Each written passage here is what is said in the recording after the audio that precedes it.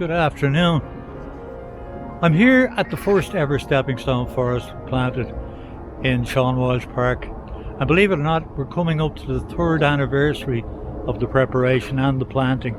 So today I brought John Kybert along with me to do a little recap of how all of the forests are doing so far. So we'll get John in just a minute. But before I do, I want to tell you about a problem that we had last week. Now, if anybody watched last week's show, you will have seen that we were in Dodder Valley Park at the Mount Carmel estate, where there was supposedly going to be a wonderful stepping stone forest. Now, the soil was prepared, the forest hasn't been planted yet, but unfortunately a lot of weeds grew up through the cardboard and caused a major problem. So there was a lot of rehabilitation required, and John last week brought a great crowd of volunteers from Bank of Ireland. So I'll give you a look at that footage, or at least footage that I didn't include last week, some aerial footage of the site and the wonderful work that the volunteers were doing. But just before we get to that footage, let's have a chat with John, find out how he feels about the progress of all of the forests over the 3 years, and have there been any other problems such as the one we encountered in Dodder Valley Park at Mount Carmel. So as I said, we're here at the first ever stepping stone forest in Sean Walsh Park, and as I promised, John Kybert is with me. John, I just want you to give me an overall opinion on how well what are we up to, about 40 stepping stone forests now? Thereabouts. Okay, well, how they're doing generally, and just tell me about some of the problems like the one we had last week in Dodder Valley Park. Well, coming back to your original question, they're all doing really, really well. Some better than others. The one behind me that you can see, the very first one, that's just firing on all cylinders. It's coming up on its 3rd anniversary of planting, and it's really doing a remarkable job in terms of providing habitat for birds, invertebrates. Even, as I said before, I've seen a fox come out of one of them. So yeah, they're all doing really, really good. There's one in Oldbourne Community School which isn't doing so well, but we discovered when we started to plant it we were just going to Builder's Rubble. So it's slow, but it's doing fine. But on the whole, most of them are just flying up, and we feel our methods are totally justified. Before you go on with that, John, have you encountered many problems where, like the one at the stadium, which is Oldbourne Community School, the rubble from the building of the stadium is what caused the problem? Have you come across that kind of problem anywhere else? Yeah, we have, because what happens typically, I think, in schools is that a lot of building material gets left behind, and they put a layer of topsoil, so it looks fine on the surface, but as soon as you start digging into it, then you find you've got problems. So we've encountered that a few times. The one in Oldbourne is probably about the worst in that context, but most of them are fine. The problem that you referred to in Dodder Valley Park was caused because the mulch wasn't great quality.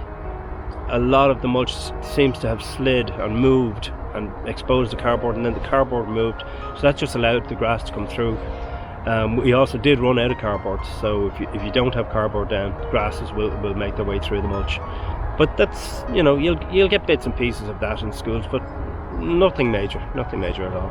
I believe you're about to be featured on RTE in the coming weeks. Yeah, Nationwide, Anne Castle from Nationwide was here, must be over a month ago now at this stage, and she recorded a piece here, and some of us spoke to camera, and she was in touch there recently to say it's in the editing room and it should be broadcast before the end of this month, which is October.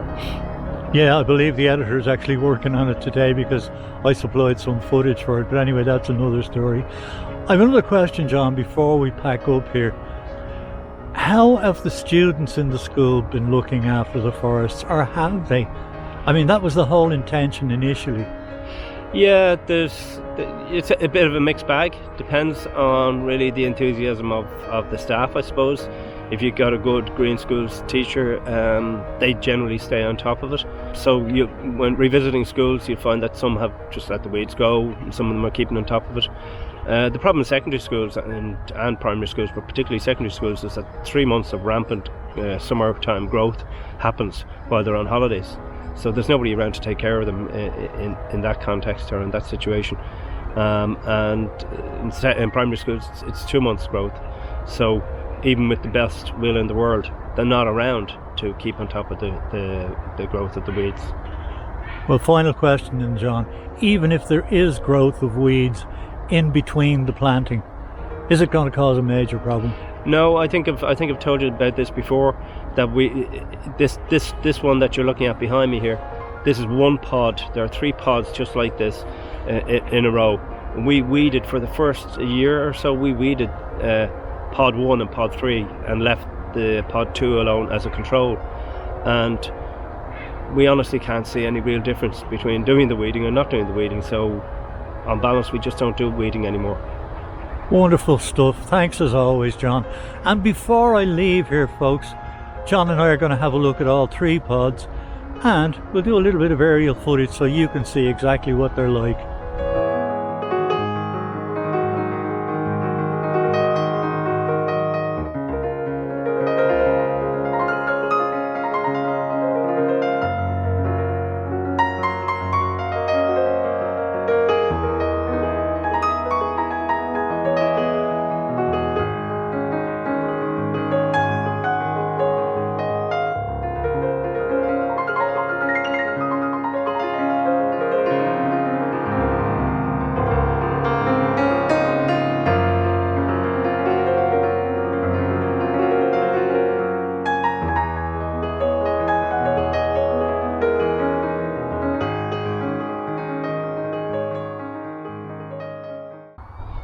Thanks for watching Wildlife Wednesday, folks.